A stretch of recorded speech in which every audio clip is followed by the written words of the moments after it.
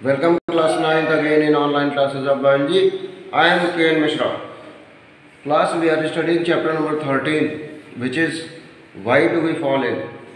In this chapter we have studied various types of diseases.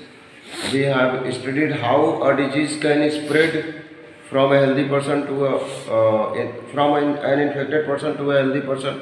ये सारी चीज़ें हम लोग पढ़े हैं। और एक बात और, आपको हमने होमवर्क दिया था, 4-5 क्वेश्चन हमने आपको दिए थे करने के लिए। 2 बच्चों ने दिखाया है, ठीक है, 2 बच्चे दिखाइए। ऐसे ही कैसे काम चलेगा? योर ऐसे exam is going to be held in next month. Then how do you prepare your self for exam? Anyway, let us know something about principle of prevention. Principle of prevention.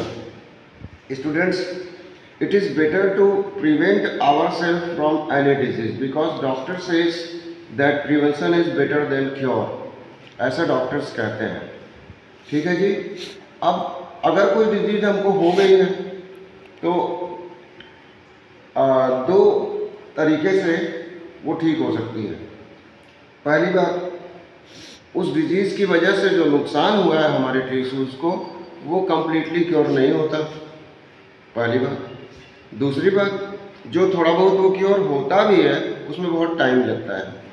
आपकी book में ये 2 aspect लिखे हुए हैं। उसके बाद prevention की बात लिखी हुई है। We can prevent diseases by many ways, like for example, if any disease is epidemic, मान लेते हैं कोई डिजीज़ इपिडेमिक हुई है, जैसे सपोज कर लीजिए वाटर बॉर्न डिजीज़। तो कोई वाटर बॉर्न डिजीज़ अगर आपकी लोकेलिटी में इपिडेमिक हुई है तो उस वाटर बॉर्न डिजीज़ को हम कंट्रोल कर सकते हैं। हम सेफ वाटर ड्रिंक करें, हम पोर्टेबल वाटर ड्रिंक करें, हम पॉन्ड का, लेक का, नाले का पानी यूज़ ना करें पीने में। जो ग्राउंड वाटर बहुत नीचे से आ रहा है उसको हम यूज़ करें पीने में।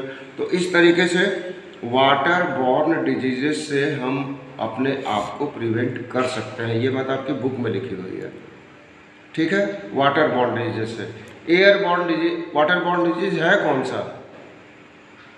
Tell me any disease which is water borne, पता है आपको? कॉलेरा, डायरिया, ये जो डिजीज़ हैं ये वाटर बॉर्न है। Come to air borne disease.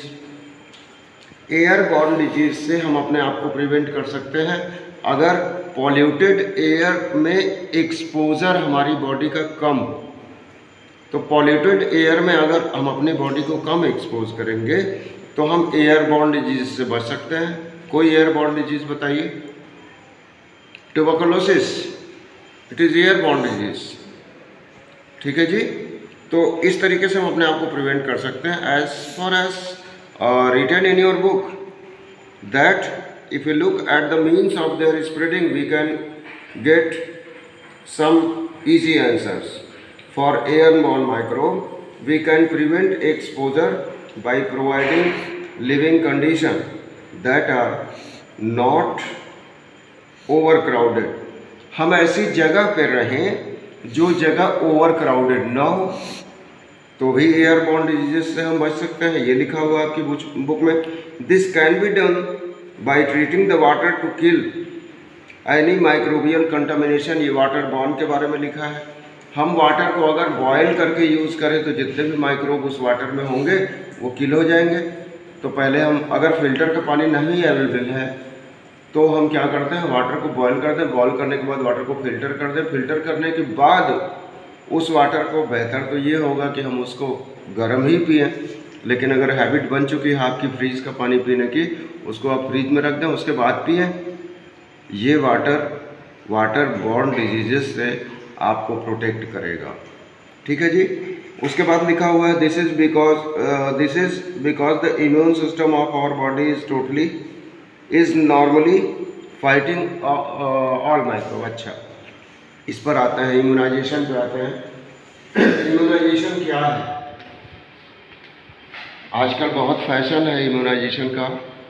ज़्यादातर जो जिन डिजीज़ की मेडिसिन्स नहीं अवेलेबल हैं उनका इम्यूनाइजेशन हम कराते हैं ज़्यादातर।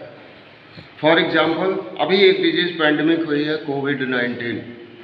कोविड-19 का कोई इम्यून ही, कोई वैक्सीन ही नहीं बना अभी तक, नहीं तो हम उससे भी अपने आप को प्रिवेंट कर लेते। आपको बता दें बच्चों, सबसे पहले स्मॉल पॉक्स का वैक्सीन लगता था हम लोगों को यहाँ पे, और बहुत पेनफुल होता था वो। उसके बाद BCG आया जो यहाँ पे लगने लगा, वो उतना पेनफुल नहीं होता था। BCG का फुल फॉर्म बेसिलस कामेट ग्वारिन, ठीक है जी। ये BCG और एक और है DPT, जिसको हम ट्रिपल वैक्सीन कहते हैं। ऐसी ढेर सारी वैक्सीन्स के बारे में हम इस चैप्टर में पढ़ेंगे। इम्यूनाइजेशन है क्या, वो हम थोड़ा सा आपको बता देते हैं। जब किसी हेल्दी ह्यूमन बॉडी में, ह्यूमन बीइंग की बॉडी में वीकेंड जर्म किसी डिजीज़ के एंटर कराए जाएं, तो वो वीकेंड जर्म काम करता है एज अ एंटीजन, और जब वो हमारी बॉडी में पहुंचता है तो हमारी बॉडी में हमारा जो इम्यून सिस्टम है वो बनाता है उस एंटीजन के अगेंस्ट एंटीबॉडी। तो जब हमारी बॉडी में वो एंटीबॉडी बन जाती है, दोबारा अगर वही जर्म हमारी बॉडी में अटैक करे तो इनके पास आइडेंटिफिकेशन की कैपेबिलिटी होती है। All antibodies are capable to identify the antigen. तो वो उस एंटीजन को आइडेंटिफाई करने में कैपेबल होती है एंटीबॉडी, इसलिए वो डिजीज़ हमको नहीं होगी। ये इम्यूनाइजेशन है। इम्यूनाइजेशन की थोड़ी सी हिस्ट्री आपकी बुक में लिखी हुई है, ये हम लोग पढ़ेंगे, लेकिन आज नहीं पढ़ेंगे। ये इम्यूनाइजेशन जो येलो बॉक्स में बना हुआ है, इसको हम लोग नेक्स्ट ऑनलाइन वीडियो में पढ़ेंगे। Your today's homework is revise page number 184, 185। ये दोनों पेज आप रिवाइज करिए। Revise page 184 and 185। Explain today which is principle of prevention and immunization. This is your homework for today, students. Stay home and be safe. Thank you, class 9th.